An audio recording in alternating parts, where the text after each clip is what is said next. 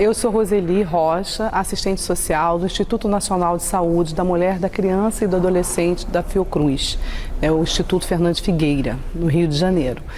Tive a oportunidade ontem de participar do 13º EGAS, e cujo tema do painel é falando sobre assistentes sociais no combate ao racismo, que é o mote do Conselho Federal de Serviço Social. Foi uma oportunidade muito interessante, fiquei muito feliz de ter tido essa oportunidade de participar desse painel, de abertura desse encontro, porque falar de racismo no Brasil, principalmente falar de racismo no âmbito do serviço social, é premente, urgente e necessário. E a gente teve a oportunidade, então, de estar aqui compartilhando um pouco das nossas pesquisas, do nosso conhecimento acerca dessa discussão. Foi uma experiência bastante interessante, porque a plateia também é bastante participativa, bastante interessada nessa discussão. E a gente falar do racismo como um fenômeno estrutural e estruturante das relações sociais no Brasil é muito importante. A gente tem visto, a partir dos índices alarmantes de desigualdades étnico-raciais no Brasil, como é sobre as mulheres negras, que o impacto da violação de direitos, da supressão de direitos tem sido cada vez maior. É sobre as mulheres negras que esse impacto é mais fortemente sentido. Então a gente vai ver isso lá com relação aos índices de violência obstétrica. A gente vai ver também, vai se deparar com essa situação com relação às mulheres que são vítimas de mortalidade materna. O índice de mortalidade materna no Brasil é alarmante, mas quando a gente se debruça sobre esse índice e faz o recorte racial, a gente vai ver que são as mulheres negras que estão morrendo. A gente vai ver isso também no acesso à escolaridade, A gente observa que são as crianças negras que entram mais tardiamente nos espaços de ensino formal e, por outro lado, são as que saem mais precocemente. A gente vai ver o que está gritante hoje na sociedade brasileira, a questão do genocídio da juventude negra. São os meninos e meninas negras os alvos, o alvo preferencial do homicídio.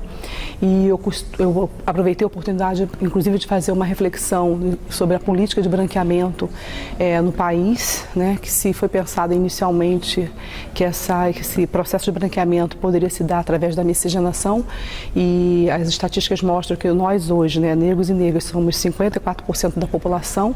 Então a miscigenação, ao contrário do que pensavam, a miscigenação ela enegreceu a sociedade brasileira. A população brasileira hoje é uma população majoritariamente negra.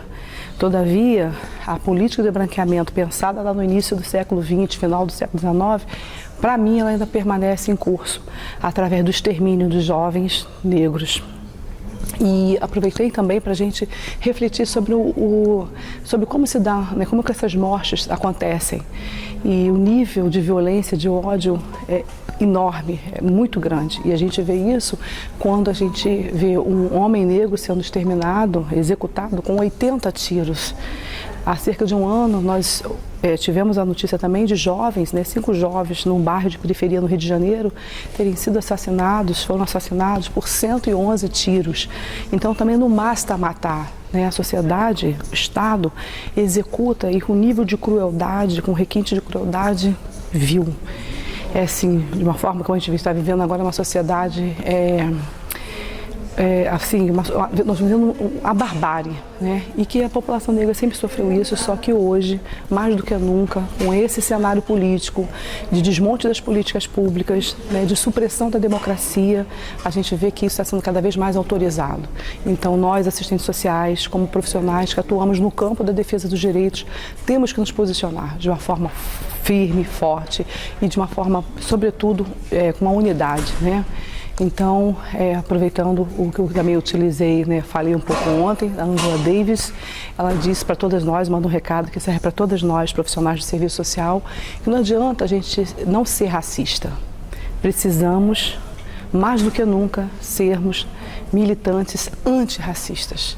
E aí eu convoco, aproveitei a oportunidade e reitero agora, convocar toda a categoria a militar, a lutar contra o racismo, a LGBTfobia, a violência contra as populações pobres, as populações de favelas, de periferia.